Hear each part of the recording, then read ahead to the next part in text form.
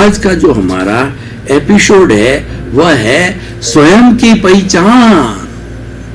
भाई और बहनों, इंसान दूसरे को बहुत जानता है। हम सारी दुनिया को जानने की कोशिश करते हैं। हम एक छोटा बच्चा भी 5-7 का होता है, 5-7 साल का, तो वो गूगल को जब खोलता है, कोई विषय डालता है तो सारे विषय का वर्णन उसमें आता है, तो वो तो सोचता है कि मैं तो बहुत बड़ा ज्ञानी हो गया। हम दूसरे को अपनी गज से नापते हैं और अपने को दूसरी के गज से नापते हैं। ये भ्रांति है, ये अज्ञान है, और अज्ञान एक वेल्डिंग है। यही दुख का कारण है। अगर अज्ञान की वेल्डिंग को तोड़ दिया जाए तो हमारे, और वो तोड़ा जाएगा ज्ञान से, तो उसको तोड़ने से जो है हम स्वयं की पहचान करने लग जाएंगे, वरना हम दुनिया की पहचान करने के अंदर ही अपना स्वयं समय जो है वेस्ट कर देंगे। इसीलिए हमें जो है बाहर केवल गोते न लगा करके भीतर भी गोते लगाने चाहिए। हमारे सामने दो तरह के जगत है, एक तो बाह्य जगत है और एक भीतर का जगत है। बाह्य जगत है हमारा व्यवहार जगत है, ये हम पीछे से लेकर के आते हैं। माँ के पेट के जन्म से मृत्यु तक जाते हैं, तो इस बाह्य जगत में हमारा हिसाब चुकता होता है। हमें किसी को देना होता है, हमें किसी से लेना होता है। जैसे बैंक का जो अकाउंट खोलते हैं उसके अंदर एक डेबिट होता है, एक क्रेडिट होता है। मान लीजिए बैंक से हमने जो है 10,000 रुपये का लोन लिया, तो वो हमारे जो है डेबिट हो जाएगा। उसके बाद के अंदर हमने अगर उसको 1,000, 2,000, 5,000 डालते रहे और जब ब्याज सहित वह शून्य हो गया डेबिट क्रेडिट, तो हम साहूकार हो गए। हमारा जो है वो क्या कहना चाहिए, कर्जा है, जीरो हो गया। तो इसीलिए वो जो है सारा ये बाहर का जगत है। जितना भी डेबिट क्रेडिट है वो बाहर का जगत है। ये बाहर के जगत की पहचान है, ये तो करनी पड़ेगी, ये तो हो रहा है, इसको आप रोक नहीं सकते, ये तो ऑटो मोड से चलेगा। तो मेरे कहने का अर्थ है जितना उदय और जो है वो गीता की भाषा में बात करें प्रारब्ध है, वो ऑटो मोड से चलता है, वो ऑटोमेटिक है। जो प्रतिष्ठा हम पीछे जन्म में करके आए हैं, वो प्रतिष्ठित आत्मा को जब ने चार्ज किया, वो चार्ज प्रतिष्ठित आत्मा इस जन्म में डिस्चार्ज प्रतिष्ठित आत्मा बनेगी और मन वचन काया की तीनों बैटरियां जीवन भर चलती रहेगी। ये फिल्म है, ये 80 साल की, 70 साल जितने जियोगे, ये फिल्म आपको एज इट इज जो थिएटर में चलती है एज इट इज चलती रहेगी। उसमें आपकी कोई स्वतंत्रता नहीं है।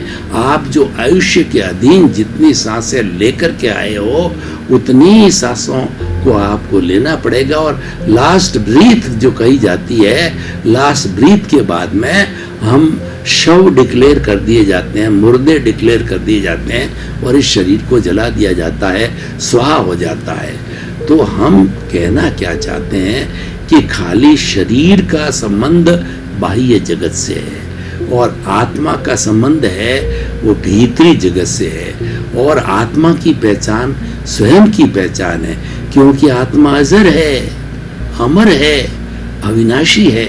इसका रंग नहीं, रूप नहीं, गंध नहीं, वर्ण नहीं, जलती नहीं, मरती नहीं, कटती नहीं।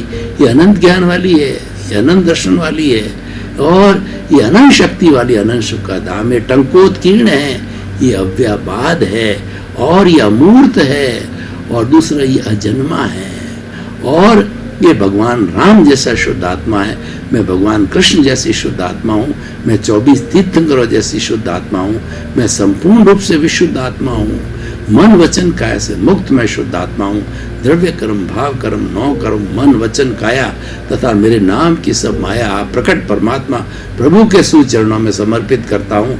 हम जब ज्ञान लेते हैं और हमें सद्गुरु ज्ञान देते हैं तो हमारी सारी सत्ता को उनके चरणों में भेंट कर देते हैं। हम निष्काम कर्म वाले बन जाते हैं, हम अकर्ता बन जाते हैं और हम जो है वो no ownership, no doership, no blame, no claim, सारी जो है हमने गुरु के चरणों में और जो प्रकट जो है वो जो है वो ज्ञानी पुरुष के चरणों में समर्पित कर देते हैं। जब वो कृपा से हमको ज्ञान देते हैं और उसकी कृपा से जो है हमारा जितना अनंतानुबंधी मोह है उसको वो जहर की थैली को अपने ज्ञान के माध्यम से कृपा से उसको फेंक देते हैं और हमारे नए कर्मों का बंधन रुक जाता है।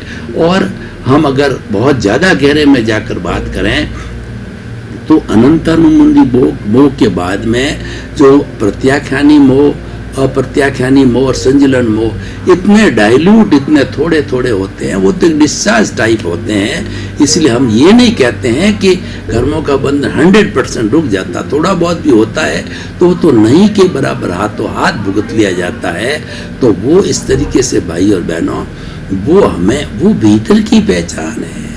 आप भीतर जाइए, आप भीतर जाना सीखिए।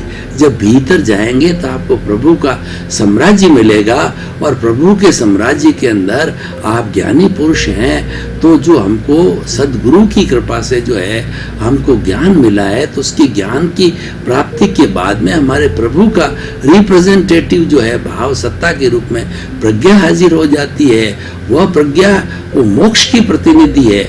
वो हमें हर क्षण इधर उधर भटक गए तो हम वो याद दिलाएगी। पहले जब हम अज्ञानी थे, यानी जब हम जीवात्मा थे, तो इस अज्ञा के भरोसे चलते थे, अहंकार के भरोसे चलते थे। अहंकार जैसे नचाता था वैसे नाचते थे। अब उस अहंकार को भस्मीभूत कर दिया गया है।